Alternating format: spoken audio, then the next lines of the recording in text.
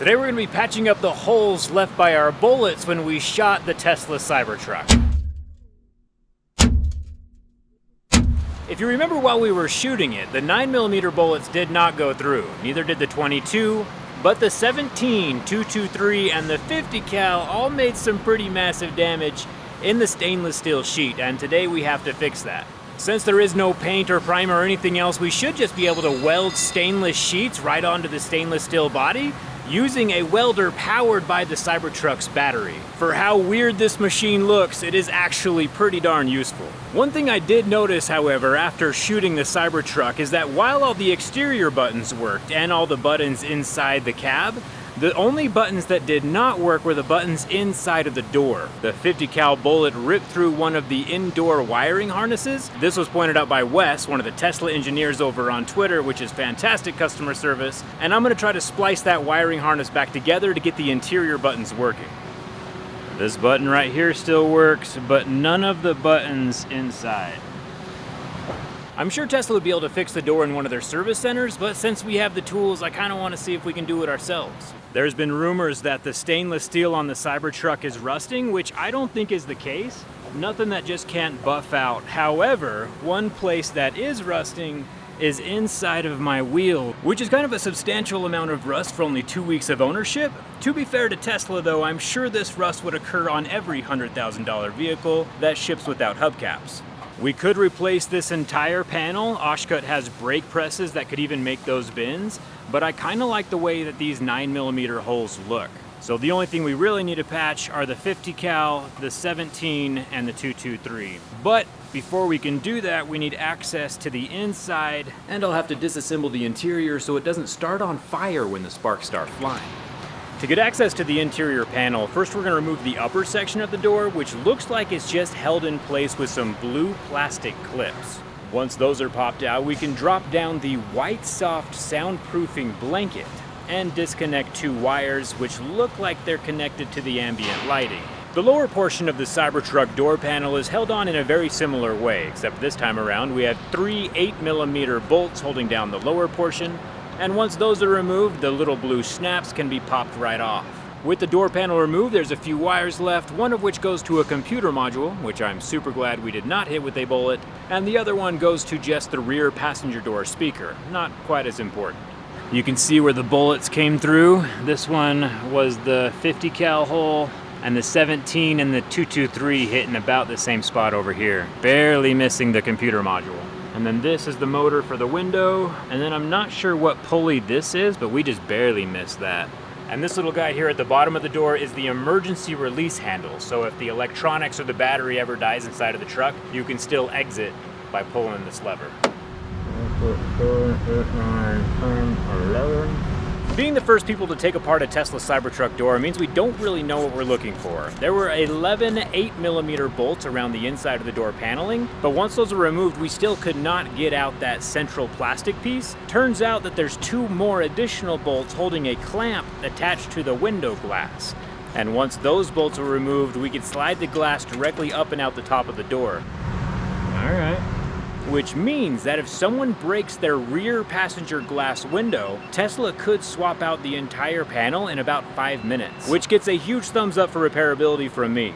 Now, with that glass out, we should be able to remove 2 more additional 6mm Allen bolts and then pop out the interior plastic paneling, which will then give us access to the bullet wounds that we were hoping to find about an hour ago. This is where the window motor is that moves these cables, and the pulley where the cable wraps around and heads up to the glass. We were so close to blowing that to smithereens. It's interesting seeing the bullet holes from the back side of the door. Some pretty massive bumps from the 9mm, and then when the bullets came through, it broke off this aluminum covered rubber sheet. Talk about that in a second, but up here, even though they were just bumps, it like blasted up the aluminum foil. Now you might be thinking to yourself, hey Jerry, why would Tesla stick rubberized tinfoil on the backside of the Cybertruck doors? Let me show you. So it turns out sheet metal is actually really noisy. It acts as a gong. So when Tesla puts that rubberized tinfoil on the backside, it kind of dampens the sound of the metal. So instead of ringing, It has a dull thunk to it, which makes it a lot quieter driving down the road, and it's actually a pretty cool invention. The rubber dampens the noise. The reason we pulled the Cybertruck into this particular warehouse is because we're going to patch the bullet holes with lasers. This video isn't sponsored. I've just been friends with the guys over at Oshkosh for a few years now, and they let me use their massive metal laser cutting machines for a few projects. Well, I mean, technically anyone can use the machines, and that's the whole point. We decided to use a Cybertruck-shaped piece of stainless steel to patch the stainless steel door of my Cybertruck. We upload the drawing into Oshkosh's online portal, and within about 3 seconds worth of laser time, and about $25, my stainless Cyber patch is ready for my Cybertruck. Holy smokes. The patch just needs to be large enough to cover the 50 cal hole, the 17 hole, and the 223 hole. Since my superior grouping ability put all three pretty close together, we can get the entire job done with just one patch.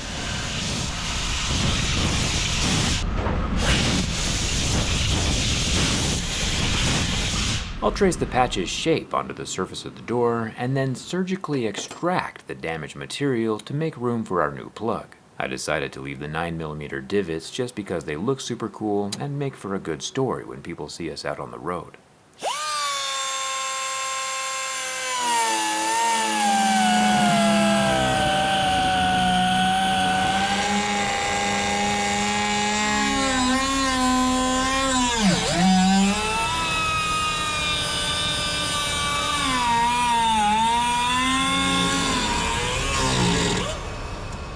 With the Cybertruck shape cut out of the Cybertruck door, we can insert our Cybertruck patch.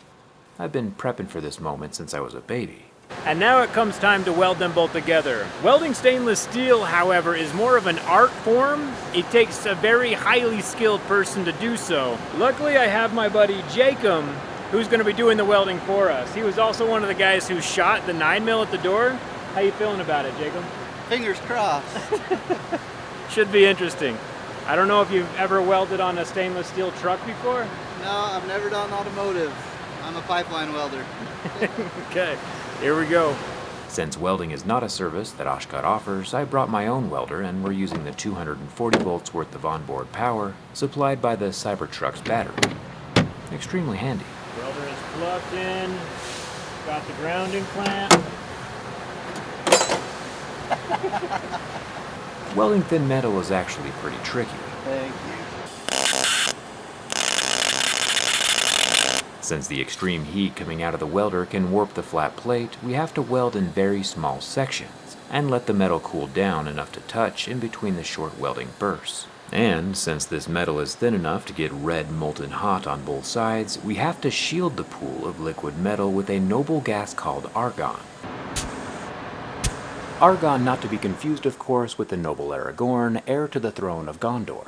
If the liquid metal reacts with the oxygen in the air, it gets compromised. You know, instant oxidation. So this argon gas-filled back purge floods the immediate area with argon, displacing the oxygen, just long enough for the stainless to solidify back into solid form where it doesn't need any more protection from anything.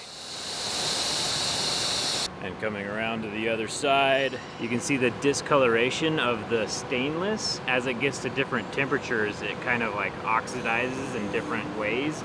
Kind of like how we've seen titanium change colors in the past. And I think Elon floated the idea of making the entire truck out of titanium at one point way back in the early days, but I'm glad they went with stainless instead. Now we're gonna grind down the weld beads and kind of flush out this surface so we can wrap it later. Nice work, Jacob. Thank you. It's better than it used to be. It's a low bar. I think it turned out pretty well, if I do say so myself.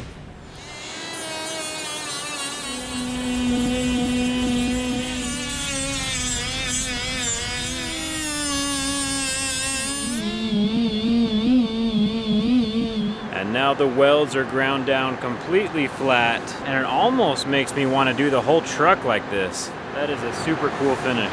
Minor, at least this part is flat.